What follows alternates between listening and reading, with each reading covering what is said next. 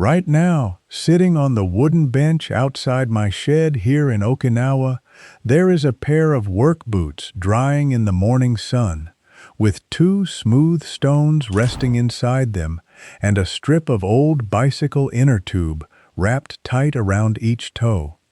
To a stranger walking past, it would look like an old man has lost his mind, putting stones in his boots and bandaging them like a wounded animal. But those boots are 11 years old. The soles began peeling away from the toes last week, flapping like a duck's bill with every step, the exact failure that sends millions of pairs of shoes to the landfill every single year. And by tomorrow morning, when I unwrap that rubber and take out those stones, those boots will be whole again, the sole bonded tighter than the day the factory made them, and they will walk with me for years more. The repair cost me about $1 worth of material from a tube I bought years ago. The factory would like you to believe this is impossible. Today, I am going to show you exactly how it is done. My name is Kenji Takara. I am 81 years old, and I have lived my whole life on the island of Okinawa in the far south of Japan. I have worked with my hands every day of that life, in the garden, in the shed, on the fences and roofs of this small homestead, and working hands need working feet. In the world I grew up in, shoes were not fashion. They were tools, and like every tool in my grandfather's shed, they were bought carefully once, maintained faithfully, repaired promptly, and worn until they had given every step they had to give. My grandmother patched cloth shoes with needle and thread in the evening lamplight. My grandfather resoled his work boots at the bench with the same patience he brought to a loose hammerhead. In my country, we even made an art of visible mending. Old garments patched and stitched so beautifully, generation after generation, that today those mended things hang in museums. A repair, where I come from, was never something to hide. It was something to be quietly proud of. But before I show you the method, let me tell you the part that should make you a little angry. The shoe industry has performed one of the great magic tricks of the modern age. 2 generations ago, every town in America had cobblers, skilled men and women who repaired shoes for pennies, because shoes were built to be repaired. Stitched soles, replaceable heels, leather that improved with age. Then the industry discovered something better for them. Glue the shoe together instead of stitching it. Use foam that crumbles on a schedule. Seal the sole so it cannot be opened, and price the shoe just low enough, $40, $60, $80, that when it fails in a year or two, replacing it feels easier than repairing it. The cobblers vanished, not because people stopped needing shoes fixed, but because shoes were redesigned so that nobody would try. And here is the part they truly do not want you to know. The most common shoe, death, the sole peeling loose, is not a death at all. It is a glue failure. The shoe is fine, the bond let go, and a proper re-gluing, done the right way at your own kitchen table, creates a bond stronger than the factory's, because the factory glued your shoe in 11 seconds on a production line, and you are going to do it with something they cannot afford: patience. Now, here is where almost everyone goes wrong, and this is the difference between a repair that lasts 3 days and one that lasts 5 years. When a sole starts peeling, what does the modern person do? They buy a tube of glue, squeeze it into the gap, press the sole with their thumb for 30 seconds, and wear the shoes to the mailbox an hour later. And within a week, the sole is flapping again. Worse now, because there is dried glue in the wound. And they declare that shoe repair doesn't work. and drive to the store. Hear me clearly. Glue does not fail because glue is weak. Glue fails because of three sins: a dirty surface, no pressure, and no patience. Every strong bond in this world, in shoe factories, in aircraft, in my grandfather's shed, obeys the same three laws. The surfaces must be clean and dry, down to bare, honest material. The joint must be pressed together, hard, and held pressed. And the bond must be given its full time to cure, not minutes, but a night, or better, a full day. The stones and the rubber strips on my bench are not madness. They are the second and third laws, obeyed. The glue is the cheapest actor in this play. The clamping and the waiting are the stars. So let us do it properly, from the beginning. The peeling sole, the most common repair on earth. Step 1. Open the wound fully. This feels wrong, and it is essential. Do not glue a half-peeled sole. Gently pull the loose section a little further, back to where the bond is still sound, so you can reach every surface that must be rebonded. A repair on top of a hidden dirty gap is a repair already scheduled to fail. Step 2. Clean like a surgeon. Inside that gap are years of dust, dried mud, crumbled old glue, and the invisible oils that kill every bond. Scrape out the old flaky glue with a knife tip or a small file. Brush out the grit with an old toothbrush.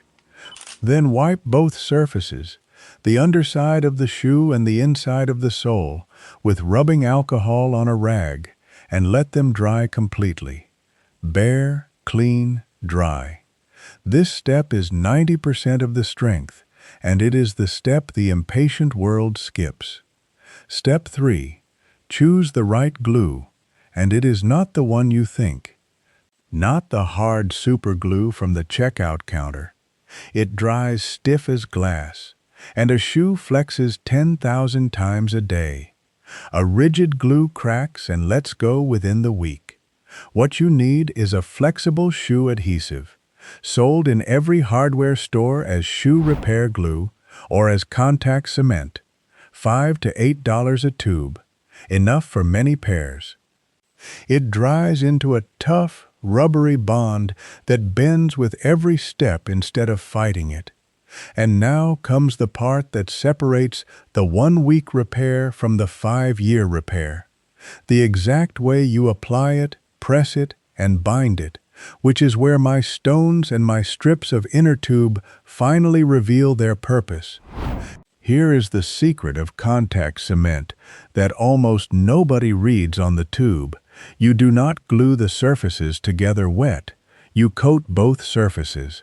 A thin, even layer on the underside of the shoe, and a thin, even layer on the inside of the peeled sole, and then you wait, with the joint open, for several minutes until the glue is dry to a gentle touch and merely tacky. It looks finished. It looks like you have missed your moment. You have not. This is exactly the moment, because contact cement does not bond as a liquid. It bonds when two dried, tacky surfaces meet each other, and when they meet, they grab instantly and ferociously. So coat both sides, wait those minutes patiently, and then press the sole into place in one careful, committed motion, because you will not get a second chance to position it. Press from the heel of the repair outward to the toe, pushing out any trapped air as you go. And now, the pressure, the second law, and my stones and rubber strips. A bond cures strong only while it is being squeezed. Your thumb for a minute is nothing. The joint needs firm, even pressure held for many hours. The old cobbler's answer cost nothing. Stuff the shoe tight, with rags, with crumpled paper, or as I do, with a couple of smooth stones wrapped in cloth. so it is solid from the inside and cannot flex. Then bind the outside. A strip of old bicycle inner tube is the finest shoe clamp ever invented. Stretchy, grippy, free, wrapped around the toe and sole under good tension and tucked off. No inner tube? Strong rubber bands doubled up, painter's tape wound tight, or simply set the shoe sole down on the floor with a brick or a stack of books on top. The shape does not matter. The squeeze does. Then, the third law, walk away. Leave it bound overnight at the very least. A full 24 hours is better. And that is what the tube itself will tell you if you read the small print nobody reads. The glue reaches its full strength slowly, in the dark, unbothered. Every hour you steal from the cure, you steal from the years of the repair. My boots sit on that bench until tomorrow's sun. Then the rubber comes off, the stones come out, any squeezed out beads of dried glue get trimmed with a knife, and the boots go back to work, bonded better than the factory ever bonded them, because the factory gave the job 11 seconds and you gave it a day. That is the master repair, the peeling sole. Now let me give you the rest of the cobbler's bench, the smaller rescues that together add years more. The worn-down heel. Long before a shoe dies, it tilts. The outside corner of the heel grinding away first, until walking feels crooked and the shoe looks done. The same flexible glue answers here too. The hardware store and the shoe repair aisle sell rubber heel plates and sole sheets for a few dollars. A slab of tough rubber you cut with a utility knife to match the worn corner. Rough up both surfaces with sandpaper and bond on exactly as I taught you. Clean, coat both sides, wait for tack, press, bind, cure a full day. Then trim the edges flush with the knife. You have just resold a heel for $2, the very service that once kept a cobbler on every corner. The split seam and torn fabric, the needle's territory. Where cloth shoes and canvas sneakers tear at the seams, glue is the wrong tool. Thread is the old answer, and here my country has something beautiful to teach. In old Japan, worn cloth was never discarded. It was reinforced with rows of small, patient running stitches, layer upon layer, a tradition called sashiko, born among farming families exactly like mine, who could not afford to waste a single garment. Those humble reinforcing stitches were so orderly and so honest that they became an art the whole world now admires. You need no artistry, only a heavy needle, strong thread, waxed thread or dental floss, which is astonishingly strong, will both serve, and the simple running stitch your grandmother knew, through, along, in neat rows across the tear, and well beyond it into sound fabric, so the mend carries the strain. Knot it inside. Seal the thread ends with a drop of the glue, and that seam is now the strongest part of the shoe. The flattened insole, the 5-minute miracle. Sometimes a shoe feels dead when nothing is broken at all. The foam insole inside has simply packed flat as cardboard after years of steps. Lift it out, most simply peel out, and replace it with a fresh pair of insoles from any pharmacy or market. A few dollars. The shoe feels 5 years younger in 5 minutes. It is the shoe world's equivalent of the hammer's handle. The humble part that wears is not the tool. And now, the deeper layer, because the truest repair is the one you never need to make. Shoes, like fence posts, are killed by neglect faster than by work, and the old habits that double a shoe's life cost almost nothing. Never dry wet shoes beside the stove or heater. Fierce heat is what cracks leather, and above all, cooks the factory glue loose. Half the peeled souls in the world were murdered by a radiator. Wet shoes are stuffed loosely with crumpled newspaper, which drinks the moisture from inside, and left to dry slowly in airy shade. Paper changed once if they were soaked through. Feed the leather a little oil or wax polish now and then, the way you oil a tool handle, so it stays supple instead of cracking. Rotate 2 pairs if you can. A day of rest lets a shoe dry fully inside, and 2 rested pairs outlast 3 exhausted ones. And catch the whisper early. The first small lift at the toe of a sole is a 5-minute glue job. Ignored for a month, it is a full surgery. Walk your shoe rack the way I taught you to walk your fence line. Let me tell you now about my grandmother's evening basket, because she is the true author of everything on my bench. In the lamplit evenings of my boyhood, after the dishes were done, she would take down a woven basket that held needles, thread, patches of cloth, and whatever in the household had begun to wear, and most evenings something from someone's feet was in that basket. Cloth shoes with a seam opening, a strap working loose. And she would mend while she talked with us, unhurried, her stitches small and even, and the mended thing would go back by the door before bed. I asked her once, I must have been 7 or 8, why she did not simply ask grandfather to buy new ones when things wore out. I had seen shining new shoes in the town, and I wanted a reason. She did not lecture me. She turned the little cloth shoe over in her hands. It was mine, patched at the toe where I dragged it, and she said, "When I mend this, I am not saving money, Kenji. I am telling this shoe, you have carried my grandson well, and you are not finished." I laughed at her then, the way boys laugh. I am 81 years old now, and I have never once thrown away a thing that could be mended, because somewhere in my hands every time is that little patched shoe, and her voice telling it that it was not finished. And that is the larger truth standing behind the glue and the stones and the rubber strips. Somewhere in your closet right now there is a pair of shoes you have half decided are dead, the sole lifting, the heel tilted, the seam open. The whole weight of the modern world is leaning on you to throw them out. The store with its bright new rose, the price tag that whispers it's not worth fixing, the vanished cobbler who is no longer there to disagree.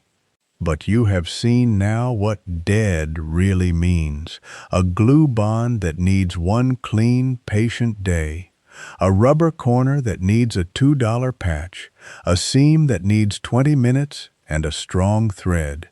When you bind up that shoe tonight and unwrap it whole tomorrow, you will have done something bigger than save $60. You will have stepped out of the throwaway line, quietly, at your own kitchen table, and rejoined the long, dignified procession of people who kept what carried them. That is matanai. Waste nothing, not the leather, not the money, not the miles still left in a faithful pair of boots, and not the old human satisfaction, older than any store, of walking on a repair made by your own 2 hands. So tell me, in the comments below, where in this world do you live, and what is the pair sitting in your closet right now? The peeling work boots, the tilted heels, the canvas shoes with the open seam?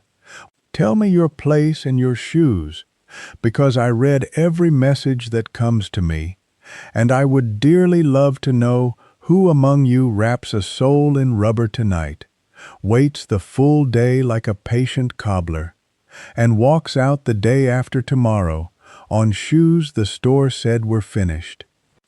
And the next time we sit together, I will show you what my grandmother kept at the very bottom of that evening basket, a small tin of a homemade paste, 3 humble ingredients from the kitchen and the shed, that she rubbed into leather boots and bags and even the wooden handles of the garden tools, that waterproofed them and fed them and kept them supple through decades of island rain, and that you can make on your stove in 20 minutes for pocket change.